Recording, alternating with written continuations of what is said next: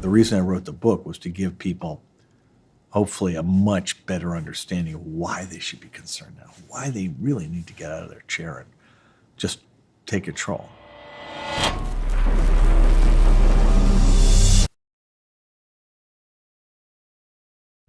Let's remember that Facebook is the greatest advertising platform ever created. They essentially have everybody with any disposable income in one network with an almost perfect high-resolution view of each one of them with emotional triggers and all these other things. You know their birthday, you know where they live, everything. You've got their credit card information, you've got all their location information because you buy it from the cellular company.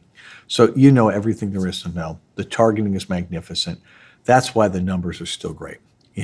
But the other thing you can see is that they're having to load a lot more ads into people's newsfeed. In my case, every fifth or sixth post is an ad now.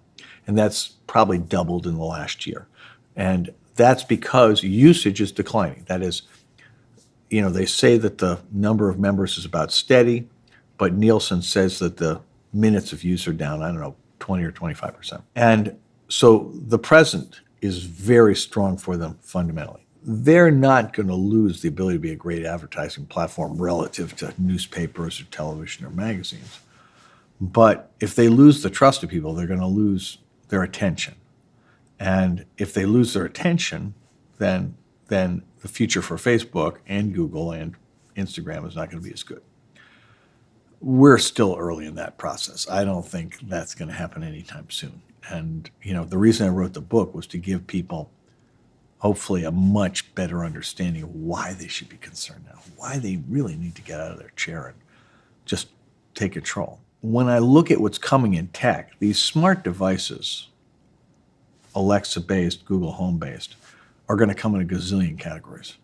And they may fill the hole left by the peak and now decline of smartphones. So that, at one level, is a really exciting category. What I would like to see there is a set of rules that just determine what kind of data can you gather, what do you do with it, and what do you have to do to protect against hacking. There was a story just last week that Google's Nest division, which has both thermostats and security systems, somebody hacked a Nest device and convinced people that there was a nuclear missile coming their way. Well, nobody got hurt, but that could have been a disaster. And, so you have the worry of data leakage, you have the worry of hacking for all those devices. And we're about to repeat the same mistakes we made with Facebook and Google. And then you've got the whole issue with AI. AI may be the single most promising thing to come along since the microprocessor. And it should make the world a lot better place. But the early approaches of it were, like I described before, they ship the product as soon as they can get it to work without really thinking through the negatives. And if you look at the early applications in real estate, like the mortgages, there's this concept in real estate lending called redlining, where they would not let people of certain religions or races into certain neighborhoods. Well, the people who made those AIs trained the AIs with the data from the real world and didn't correct for those implicit biases. So they created a black box that has all the flaws of the old world and none of the benefits. Because how do you challenge an AI? You can't figure out how it made the decision. You can't appeal it. It's just final. Well, that's terrible, and it's totally unnecessary. Same thing is true in jobs. These AIs that read resumes inherited gender bias and racial bias. Well, seriously, I think with AI, you have to treat it like it's a new pharmaceutical. You've got to have proof of safety, efficacy, and incrementally, you got to get rid of implicit bias. The good news, you're not going to spend 10 years in a clinical trial.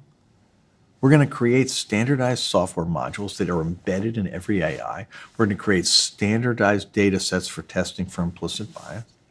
We're going to apply it to everything. And, it might take a year or two to develop those things, but then you have a standard that everybody can use.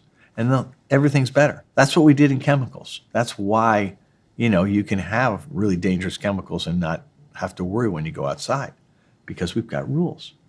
And I think you have to protect society that way. So I think the future for tech is bright on opportunity, but it's so pervasive and so important in life that we have to start to subject it to the kind of big boy rules that you apply to every important industry. You know, this whole thing that boys will be boys and, you know, okay, so they blew up a country, no problem. I don't see that working going forward.